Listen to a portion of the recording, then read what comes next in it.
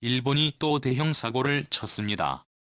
미 국무부는 17일 워싱턴에서 열린 한미일 외교 차관 협의회 후 공동기자회견을 예고했지만 돌연 이를 웬디 셔먼 부장관의 단독 회견으로 변경한 것인데요. 이미 오래전부터 예정되었던 한미일 외교 공동기자회견을 일본이 매우 무례한 방식으로 무산시켜버렸습니다. 모리 다케오 일본 외무성 사무차관이 석자 협의가 열리기 직전 한국경찰청장의 독도 방문 때문에 공동기자회견에 참여할 수 없다는 입장을 밝혔습니다. 어이가 없죠. 이번 석자 협의의 공동회견은 미중 정상회담 직후 미국이 아시아 태평양 지역의 대표 동맹국인 한국 그리고 아시아에서 지는 해로 추락하고 있지만 여전히 필요한 일본을 워싱턴 DC에 모아 삼각공조의 견제함을 드러내려는 자리였습니다. 만 일정이 공지까지 된 상황에서 일본 외교차관이 회견장에 나타나지 않으면서 미국으로선 당혹해할 수밖에 없는 상황이 연출됐습니다. 일본이 구간 독도 영유권 주장을 되풀이해왔지만 가장 중요한 우방국이자 이번 협의회의의 호스트인 미국에 대한 외교적 신뢰를 무릅쓰고 이런 고집을 피운 것은 상당히 이례적입니다. 청와대는 일본의 김창룡 경찰청장의 독도 방문을 이유로 한미일 외교 차관 공동기자회견을 무산시킨 것을 두고 그런 이유로 회견에 불참한 것이 사실이라면 매우 이례적인 것이라고 평가했습니다. 청와대 핵심 관계자는 기자들과 만나 독도는 역사적 지리적 국제법적으로 우리 영토라는 점을 다시 한번 강조한다면서 이같이 말했습니다.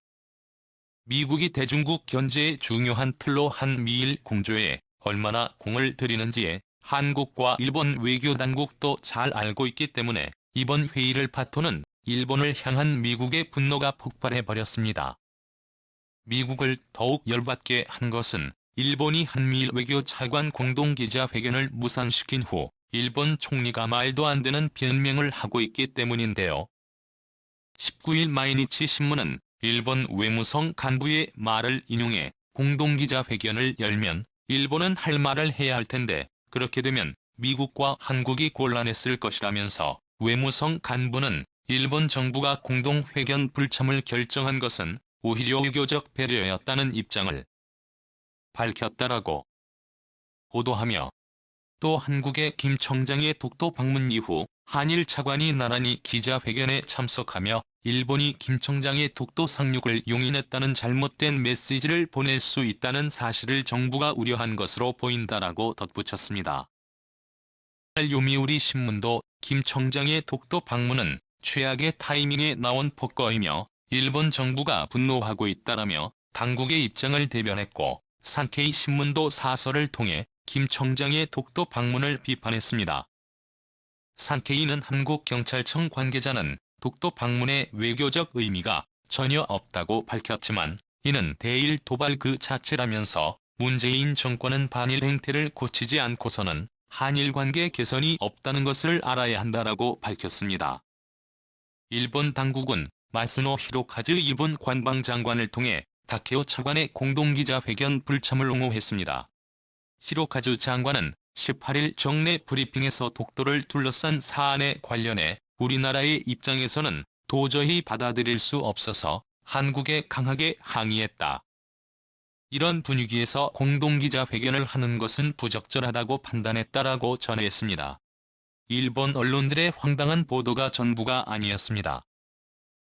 일본의 기시다 총리는 한미일 기자회견을 무산시킨 일본 측의 무례한 외교적 결례에 대해 한마디의 사과 없이 한국이 국제법을 잘 지켜라라며 마치 모든 것이 한국 때문에 무산된 것처럼 말했습니다. 그런데 이렇게 시종일관 한국을 도발하는 일본을 한 방에 초토화시켜버릴 엄청난 문서가 미국에서 공개됐습니다. 이번에 미국에서 공개된 이 지도를 보시면 제니스 705권의 한국편체 일체 인구편에 등장하는 한국 지도인데요.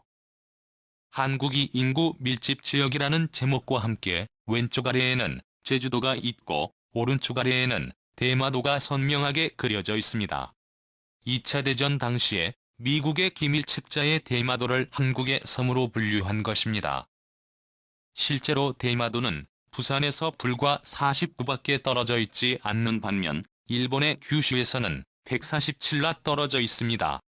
독도보다 3,700배 큰 대마도는 명백한 한국의 땅이라고 기록해 놓은 것입니다. 자, 그런데 일본은 이 책에 적혀져 있는 이 한 문장 때문에 대마도가 한국이 아닌 일본 땅이라 주장하며 실질 지배권을 행사하고 있습니다. 한국과 일본 사이의 대마도는 일본 프로펠러의 부분이며 나가사키현 사법관할이라고 적힌 이 한 문장 때문에 일본 땅이라고 확신하고 있습니다. 그런데 일본의 이러한 주장을 한방에 뒤엎는 미국의 폭탄 발표가 나왔습니다. 울릉도와 독도뿐만 아니라 대마도를 명백한 한국 땅이라 기술한 지도를 공개하는 동시에 미국인 자료조사원은 이렇게 말했습니다. 문맥상 소유라는 뜻의 프로퍼티라는 단어가 잘못 쓰인 것으로 보이며 따라서 일본 소유로 읽힐 수도 있다. 라며 그렇지만 세종실록과 동국여지승남 등에는 대마도가 한국 땅이라 기술되어 있고 미국이 직접 기록한 지도에는 한국 땅으로 되어 있다고 말하고 있습니다. 대마도를 일본이 실제 지배하기 시작한 이유는 조선시대 때 대마도를 비워놓은 바람에 19세기 후반 일본 메이지 정부가 대마도를 일본에 편입시켰기 때문이라는 충격적인 이유까지 공개되면서 대마도는 한국 땅이라는 미국의 주장에 힘이 실리고 있습니다. 여기에 대마도 주민들도 교수단체를 중심으로 차별 대우를 하는 일본 정부를 보이콧하고 대마도 독립을 추진해 한국으로 편입할 것이라는 계획을 밝혀 대마도의 한국 편입이 가속화되는 분위기입니다. 일본의 대외 위기는 여기서 끝이 아닙니다. 최근 미국과 프랑스, 한국 이렇게 세 개의 국가가 세계에서 가장 강력한 동맹을 만들어 전 세계 패권을 지배하려는 가운데 일본은 그룹에서 제외시켰다는 소식이 전해지면서 일본인들은 큰 충격에 빠졌습니다. 4차 산업혁명의 핵심이라 불리는 전기차 배터리 산업을 키우기 위해 그동안 일본 정부는 미국 기업들의 일본산 배터리를 납품하기 위해 상상을 초월하는 로비 자금과 노력을 기울여 왔는데 미국의 자동차 기업들이 일본을 버리고 한국을 선택했습니다. 일본의 파나소닉이 독점 공급하던 테슬라가 한국의 LG에너지 솔루션으로 갈아탄 뒤 이어서 주행 포드 그리고 크라이슬러를 보유한 스텔란티스까지 모두 각각 LG와 SK 그리고 삼성과 합작 투자 회사를 설립하며 미래를 함께할 것을 약속했습니다. 프랑스도 일본과 협력하는 대신 한미 동맹에 참여했습니다. 프랑스의 경제개발 계획인 프랑스 2030의 핵심 분야는 전기 자동차, 그 중에서도 배터리입니다. 한국 기업과 협력을 통해 배터리 공급망을 구축해 나가고 싶습니다.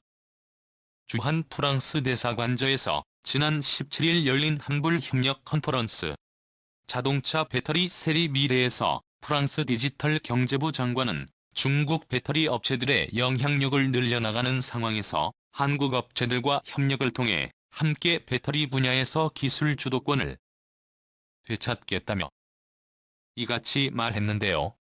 프랑스는 중국에서 생산되는 저가형 배터리에는 리튬인산철 배터리로 무게가 많이 나가고 재활용도 어렵기 때문에 고려하지 않고 있다라며 한국산 배터리를 극찬했습니다. 네, 그렇습니다. 4차 산업혁명의 핵심이 바로 새로운 기술과 함께 환경보호가 병행되어야 하는데 중국의 배터리 기술은 환경보호 측면에서 전혀 쓸모가 없는 최악의 기술이라는 것이죠.